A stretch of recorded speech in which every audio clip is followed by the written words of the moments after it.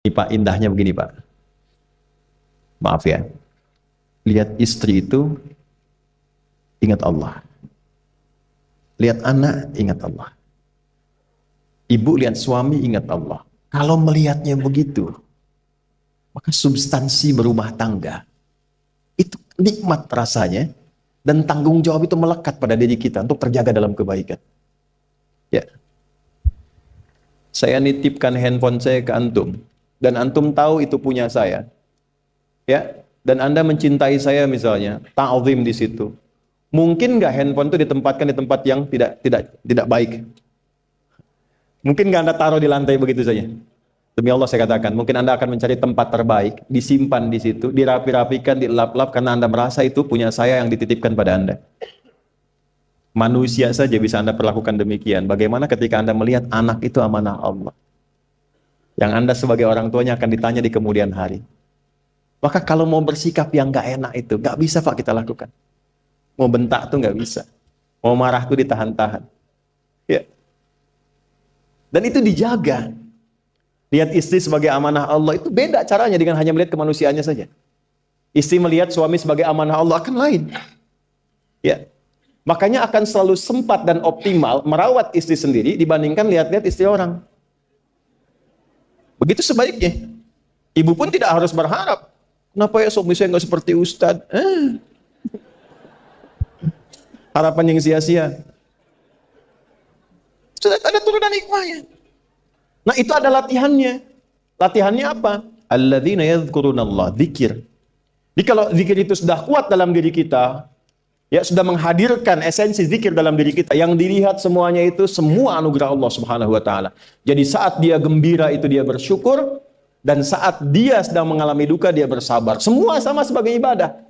Ajaban li amril mu'min. Kalau sudah seperti itu, kata Nabi, perkara hidupnya mengagumkan, gak ada keluhan. Itu latihannya zikir. Nah, zikir ini di Quran diturunkan dalam bentuk yang pokok berupa amalan ritual. Karena itulah semua bentuk amalan ritual disebut dengan zikir. Jadi kalau kita ingin hadirkan sifat tadi, maka cara pertama tingkatkan ibadah ritual. Salat. Apalagi? Al-Quran. Saya ambil dua dulu lah, supaya nggak banyak-banyak dulu. Yang pokok salat, yang kita lakukan tiap hari. Tinggal kuantitas dan kualitas kita tingkatkan. Maaf, lihat sini baik-baik. Salat, itu di Al-Quran disebut dengan zikir. Dalilnya Quran surah ke-20, ayat ke-14. Dan langsung disarikan dengan fungsi ibadah. Sebagai fungsi hidup kita. Sudah? Perhatikan baik-baik. Innani anallah. La ilaha illa ana fa'budni wa aqimis salata li dzikri. Itu dalilnya. Sayalah Allah, kata Allah. La ilaha illa ana, tidak ada Tuhan yang layak dipertuhankan dan layak disembah kecuali saya, Allah. Allah. Bagaimana kenal Allah sebagai Tuhan? Ya, yang layak disembah, yang harus dipertuhankan, kenalnya bagaimana? Mendekatnya bagaimana? Fa'budni, sembah saya supaya kamu kenal saya, dekat dengan saya, tahu saya. Bagaimana caranya? Wa aqimis shalah, tunaikan salat. Jadi kalau pengen dekat dengan Allah, terkoneksi kepada Allah, tersambung, punya sifat tawakal yang kuat, nih tingkatkan salatnya, tambah. Makanya tiap hari kita sholat 5 waktu itu untuk membangun konektivitas dengan Allah. Sebab kalau sudah dekat, aksesnya pun terbuka semua. Itu maksudnya. Anda dekat dengan pimpinan, akses di perusahaannya kan mudah untuk diakses. Ya kan? Kita punya kenalan yang kuat, yang punya sesuatu, aksesnya mudah dibuka. Kita kenal Allah dan dekat dengan Allah, apa yang sulit bagi Allah. Dan ini kita yakin. Nah sekarang Allah kasih jalan. Coba lihat orang-orang dulu, ya. Mereka ketika akan melatih dirinya untuk tersambung kepada Allah, sholat semua, termasuk para nabi, rasul. Tapi dahsyatnya, ketika ada apapun dalam kehidupannya yang sulit Allah mudahkan, minta langsung dikabulkan. Dan sangat luar biasanya, seringkali terjadi mintanya lewat sholat. Nabi Zakaria itu kan dihukumi istrinya oleh medis itu menopause dan mandul. Maaf, nggak mungkin punya keturunan. Kapan mintanya? Dalam sholat. Mohon sama Allah. Dan itu dikabulkan. Dan diabadikan di Quran dengan surah yang sama, Ali Imran ayat 38 sampai 39. Hunalika da'a Zakaria rabbah qala rabbi habli min ladunka dzurriyyatan thayyibah innaka sami'ud du'a. Ya Allah, mereka mengatakan aku nggak mungkin punya keturunan. Mereka mengatakan istriku punya keterbatasan. Maka aku memohon kepadamu yang tidak punya batas dalam pemberian. Engkau yang maha mendengar. Kalau kepada yang maha mendengar doa saya tidak dikabulkan, mohon tunjukkan kepadaku lewat salat ini ya Allah dengan cara apa lagi dan kepada siapa aku mesti memohon. Itu nggak nunggu lama, permohonan selesai turun jawaban ayat 39-nya. Fanadatul malaikatu wa huwa qa'imun yusalli fil mihrab. Turun malaikat mengabarkan engkau dapat kabar gembira akan punya anak, langsung namanya dikasih Allah Yahya. Annallaha yubashshiruka bi Yahya. Artinya hidup yang mustahil menurut manusia lahir dari rahim seorang perempuan, maaf, yang divonis monofos dan mandul bayi yang hidup, kata Allah nggak ada yang mustahil, lahir dan terjadi itu. Yahya, John, lahirlah. Kapan terjadinya? Saat sholat. Karena itu saat dipanggil sholat, itu isinya tuh kan doa semua. Silakan ngecek, isinya doa semua. Dari mulai takbir, sujud sampai salam, isinya doa semua. Dan itu konektivitas kita dengan Allah, minta. Kapan itu bisa terkabul dengan cepat doanya? Kapan selesai urusan kita? Kalau koneksinya bagus. Makanya disebutnya zikir, yang terhubung, yang nyambung. Semakin kenal, semakin dekat, semakin mudah. Kadang belum minta, sudah diberi. Ada yang orang belum berucap, Allah sudah berikan. Sehingga ketika menghadapi masalah yang sama, ringan. Bukan nggak punya masalah. Akan dihadapi, diringankan oleh Allah. Masalah yang sama, ini sampai ribut, adu argumentasi. Orang ini cuma senyum selesai. Betapa banyak masalah kecil diargumentasikan jadi besar. Akhirnya problem. Tapi tidak sedikit masalah besar dihempaskan di atas sajadah. Ketika koneksinya dengan Allah itu kuat, tiba-tiba hilang seketika. Selesai. Makanya Nabi Yakub kalau punya masalah, yang beliau lakukan apa? Dia bentangkan sajadahnya, dia sholat, dia mohon kepada Allah. Itu dilestarikan di Quran surah ke-12 Yusuf ayat ke-86. Aku tuh kalau sedang punya masalah apapun, ya aku bangun konektivitas dengan Allah. Innama ashku bathi wa huzni ilallah. Saya curhatnya cuma sama Allah. Ini Pak, ini bagian pertama. Nah, jadi kalau ingin semakin kuat, sampai ada masalah diringankan, mau kerja dibukakan pintunya, itu ada jenisnya. Yang pokok ada 5 waktu, 17 rakaat, yang detil itu ada pada sunnahnya. Dan itu hebatnya dalam Islam. Dijelaskan caranya, disebutkan tujuannya, dan diterangkan hikmahnya. Contoh, kita sekarang jam berapa? Jam 9.20. Di waktu saat ini ada waktu sholat disebut dengan sholat duha. Duha itu dibagi 3. Ada awal duha, penguat zikir, pengganti seluruh bagian zikir di tubuh kita, yang disebut dengan syuruk.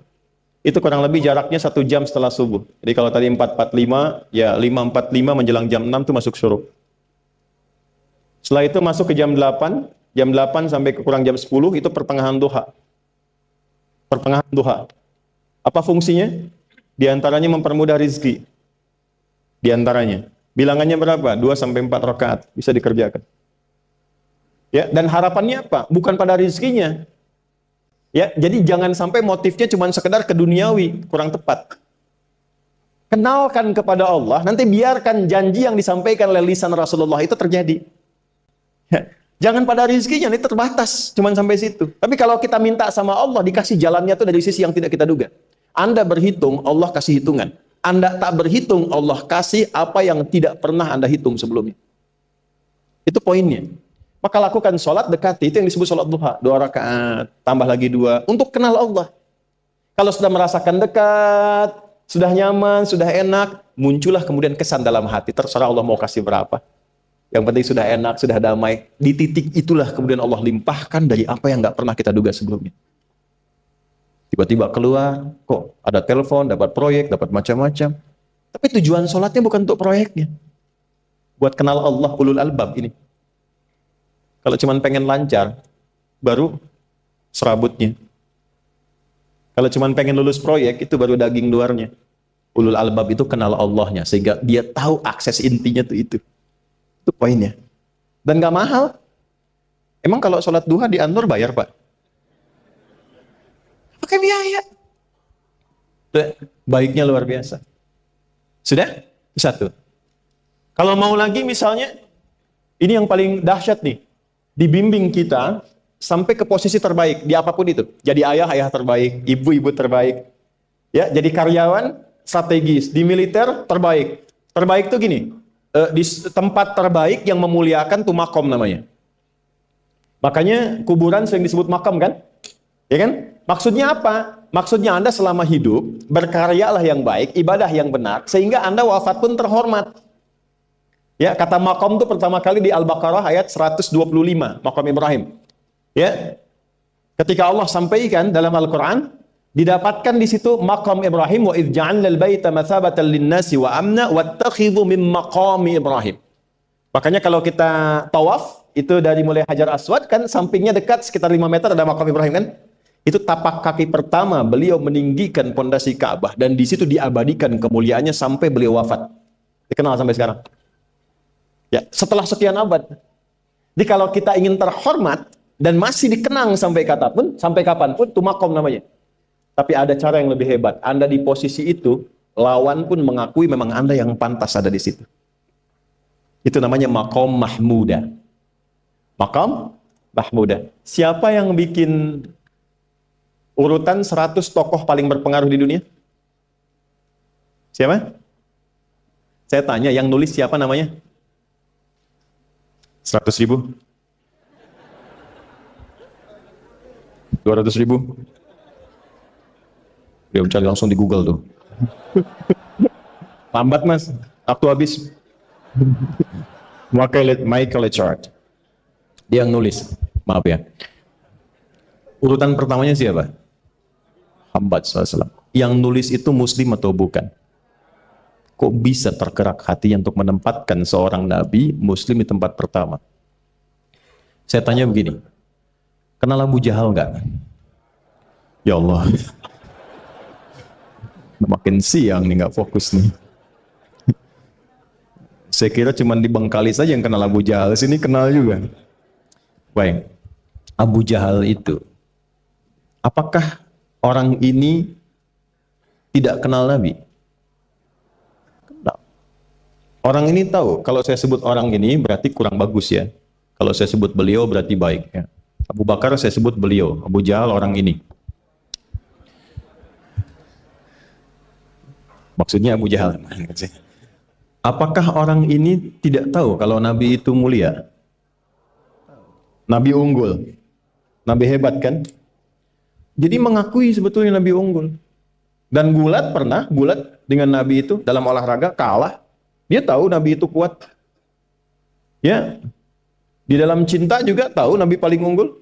Abu Jahal melamar Sayyidah Khadijah ditolak, Nabi nggak lamar, Sayyidah Khadijah minta dilamarin. Ya. Dari sejak itulah dia nggak mau tahu semua yang dari Nabi, pokoknya semua harus jelek. Walaupun dia tahu itu baik. Nggak kenal, sampai nggak menanamkan pada dirinya nggak ingin kenal kebaikan Nabi. Nggak ingin kenal pada sesuatu, itu jahlun namanya. Jadi kalau ada mbahnya yang paling bodoh, yang nggak pengen tahu, itu Abu Jahal namanya. Maka sejak saat itu orang ini disebut dengan Abu Jahal. Tapi Abu Jahal pun itu meyakini kebenaran, kekuatan Nabi, cuman karena iri saja. Gitu. Tapi dia nggak bisa nolak. Menilai seseorang di tempat terbaik yang kita nggak bisa nolak dan mengakui memang dia orang yang terbaik, itu namanya maqam mahmuda. Tahukah Anda? Jalan untuk mencapai maqam mahmuda itu nggak akan mungkin kita dapatkan kecuali mendekati yang punya semua maqam, yaitu Allah Subhanahu wa taala. Dan jalannya lewat sholat. Itu lewat sholat. Tapi karena ini levelnya istimewa, tingkat tertinggi, ya prajurit pengen jadi komandan terhebat yang diakui, nggak ada orang nyoal. Di kepolisian pengen jadi pimpinan yang baik dan semua mengakui sehingga nggak ada yang nyoal. Di perusahaan pengen jadi pimpinan yang ideal, ya semua mengakui, nggak ada yang nolak. Itu maqam mahmudah. Jalannya apa? Ternyata nggak pakai uang, nggak pakai koneksi-koneksi yang tidak jelas. Koneksinya dibangun dengan Allah sehingga Allah melembutkan hati semua orang itu untuk menetapkan dia yang terbaik. Sholat. Karena levelnya tinggi, dinaikkan dari sekedar sholat fardu. Ditempatkan di waktu yang tidak biasa. Butuh pengorbanan, butuh perjuangan. Namanya tahajud. Turunlah Quran surah ke-17 ayat 79 sampai 81 itu. Quran surah ke-17 ayat 79 sampai 81. Ini poinnya. Wa minal laili fatahajjad bihi nafilatan laka asa ayyab'athaka rabbuka maqamam. Ini kan terjadi keanehan kan, ironinya. Anda pengen sukses, pengen tertinggi, Anda tahu Allah penentunya, Anda tahu Allah yang punya rizki, Allah punya kekuasaan, tapi Anda nggak mendekati Allah. Terus yang dipakai cara-cara salah, kenapa harus korupsi? Kenapa harus nyogok?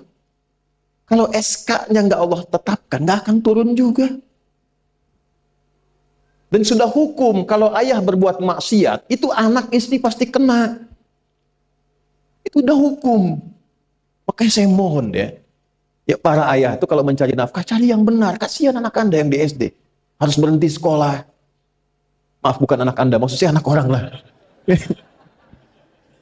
Kenapa harus korupsi? Maka ketika ada tawaran sogokan yang nggak bagus, tuh yang dibayangkan tuh itu bukan cuma proyek jalan dapat uang banyak, tuh anak-anak tuh bahaya. Ke sekolah disebut anak koruptor, sedih. Istri nggak sanggup keluar belanja. Tuh pikirkan, itu sudah hukum. Sudah hukum. Anak juga begitu. Kalau mau berperilaku, ingat orang tua. Sebab ketika tidak baik, orang tua pasti kena. Anak di sekolah berantem, yang dipanggil siapa? Orang tuanya. Itu selalu terikat. Di rumah tangga itu selalu begitu. Karena nafas itu terikat.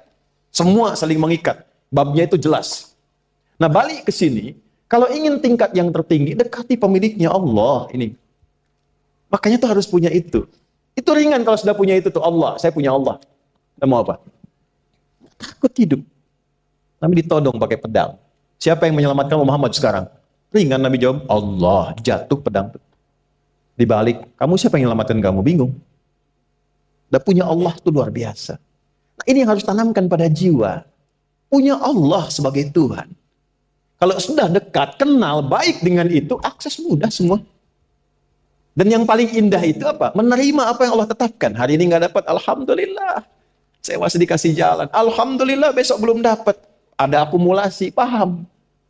Nah, itu nggak mungkin bisa dapat rasa itu. Salah satunya, ikhtiarnya apa? Nih, tahajud. Dan hebatnya kenapa sholatnya disebut tahajud? Tidak disebut sholat hajat. Ada hajat, ada tahajud, beda.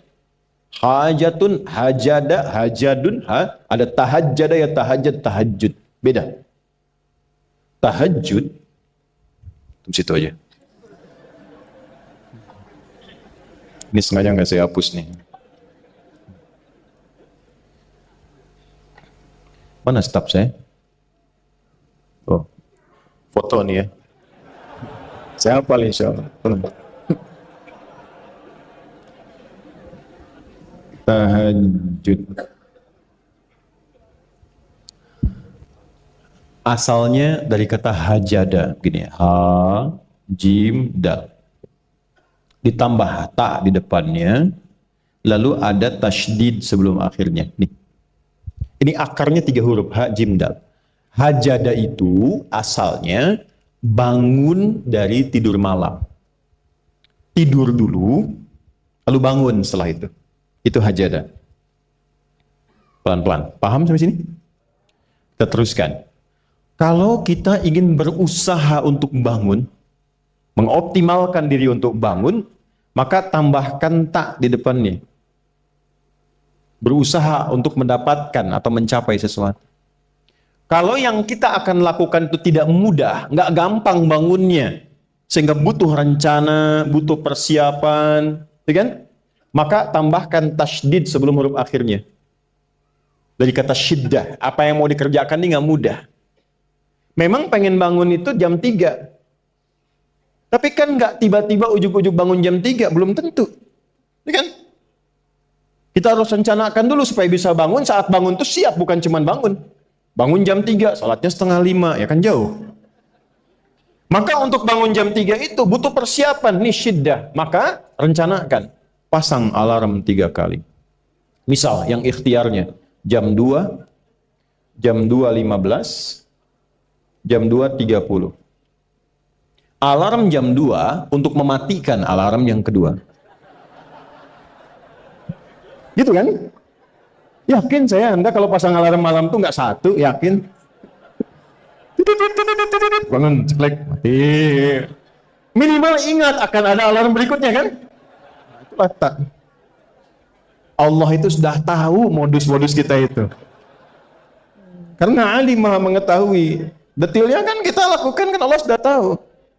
Alarm yang kedua, membangun kesadaran paripurna. Peringatan kedua. Kalau pengen bangun, enggak tertidur.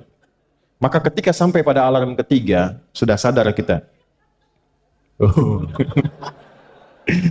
Bapak Bu, alhamdulillah. Lebih baik telat daripada enggak sama sekali. Bangun. Ini. Kalau kita tarik ke implementasi hidup, pengen level tertinggi itu butuh perjuangan.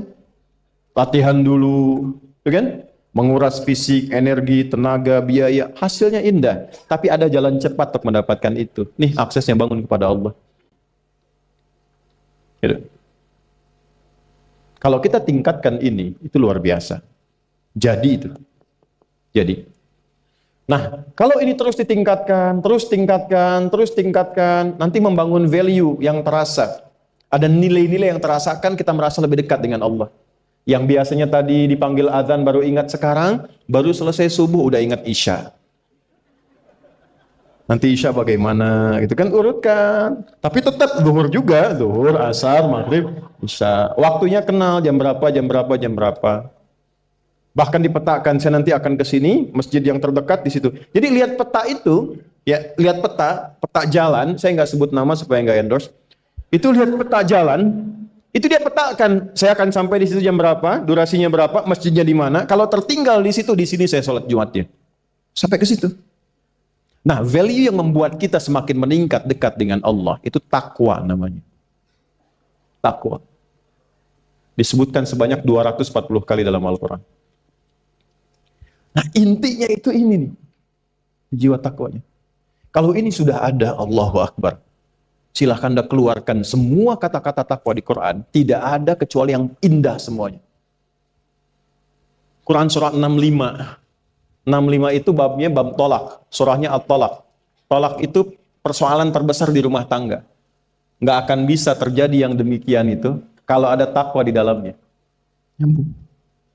Kalaupun mesti terjadi, itu spirit takwa mengarahkan pada yang terbaik. Makanya di ayat kedua di ujungnya, sampai ke ayat 3, apa yang terjadi? Di rumah tangga itu kan cuma 2 babnya. Satu masalah dari komunikasi, yang kedua materi. Perhatikan. Wa may yattaqillaha yaj'al lahu makhraja wa yarzuqhu min haitsu la. Siapapun yang mampu meningkatkan takwanya kepada Allah. Pakai man tuh, setiap personnya. Suami, istri, ayah, ibu, anak, satu keluarga mencoba meningkatkan takwa. Dia tahajud, bangun semua ingatkan.